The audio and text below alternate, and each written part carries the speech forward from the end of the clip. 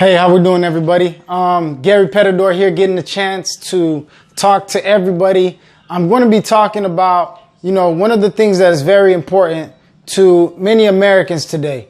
I know we all have different lifestyles that we're living, be it you might be a school teacher, you might be a police officer, you could be a tutor, a nurse. You can have so many different job opportunities and employment opportunities here in America, but really we're trying to take care of the same basic objectives. When you think about it, as Americans, we're trying to make sure we're able to take care of our lifestyle today and also have the income that we're bringing in today, be it from a job or from our business. We really want to have that income or that money be able to take care of today and also see it invested into our future, able to move at a good rate so that in our future, there's able to be a time where we're not working, but we're still generating income, right? Still having income coming into our lifestyles. So right now, what I'm going to get a chance to talk to you guys about is the advantages tax-wise that business owners have. Many of you guys understand that I believe that every American ought to have a business. I'm not saying leave your jobs and get a business. What I'm saying is I believe every American ought to have a business on the side that is growing, developing, and going to eventually become the thing that is their only or their stream of income and no longer dependent on a job. I say that because so many of Americans want our time freedom back. We want to be able to be there for our family and our kids. We want to be able to see our families grow up, our kids slip and fall, and we're still there to be able to, wipe them off, dust them off, and get them up, right? Or we'll be able to make the graduation, or we're able to be there when the child is being born, or even if a family member is sick. I'm not saying that jobs don't give you a few days off. I'm not saying that sometimes your job isn't lenient and say, yeah, go ahead and make that appointment. But many times we have to ask or we're told no. So again, that freedom is kind of hard to have when you're giving so much of your time to a job, or it's hard to have when the only way you make money is by going to your job and you don't want to get on their bad side, right?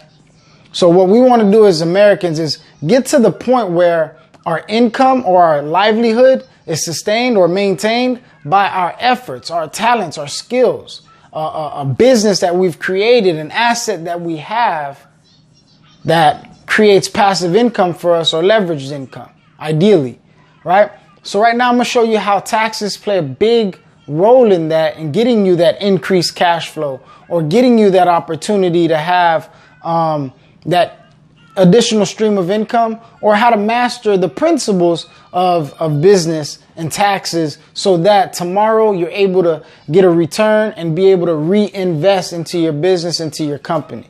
So what I'm going to do is I'm going to show you guys a sample of three individuals. All of them worked the same job. All of them made the same income as far as their W-2, but two of the three decided to implement a home-based business. And with that, there's some advantages that they were able to capitalize on. They were able to implement in their strategy, right? So I'm going to get a chance to show you guys the differences between the three of them. And at the end, we'll see what their tax liability is. At the end of the year, they made $75,000. There's a particular amount of money out of that 75 that the government need, right? That they need. And you guys understand, for many people, it's kind of hard to pay that check at the end of the year if you weren't giving it to them, or even some cases where you were giving them a big chunk out of your paycheck and that wasn't even enough. So there's got to be a way around this legally, ethically, and morally that we can, get ahead in this American system. So let me get started with the first brother or the first person here. As I said, on his W-2, he made the $75,000, right? That's $75,000 that he made on his job. And on your 1040, that's actually line 7. So you look at it there. Then what I wanted to say is he had no business. No business. So he had no business deductions that are being able to be applied to his income, right? So that means on line 7 on the Schedule C,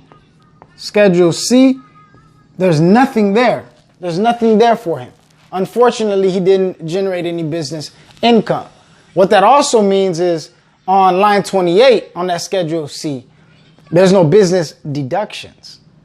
There's no business activity for this man who decided on, I make good money. Hey, 75,000 is good for me. I don't need anything else. We good. So he had no business income to bring in as a second stream. He had no business, so he had no way to shelter or, convert some of his expenses into business expenses. So that means he had no deductions. So now let's go a little bit further. Net business income, when you put your income and your expenses against each other, you get your net.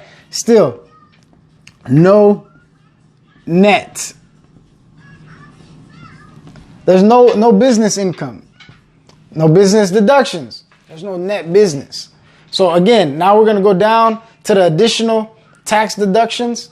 I want to look at that right there, line 28. Because so many people are living paycheck to paycheck, it's hard for them to see how they can invest, or they feel it's not easy for them to be able to invest. So many times, I advise my clients to try to see how you can create some additional income. And with that additional income, see what investment accounts are tax deferred or tax deductible for you to at least help you in creating a retirement plan, right? And for this person, no business income, no business deductions, nothing going on extra. He feels, no, I didn't make enough to be able to invest. So on his additional tax deductible investments, there'll be a 0 there too. No investments. That's just how he's playing the game. He's just playing the game like that. So that means the adjusted gross income on line 38, adjusted gross income is still $75,000. Still $75,000, ladies and gentlemen. The standard deduction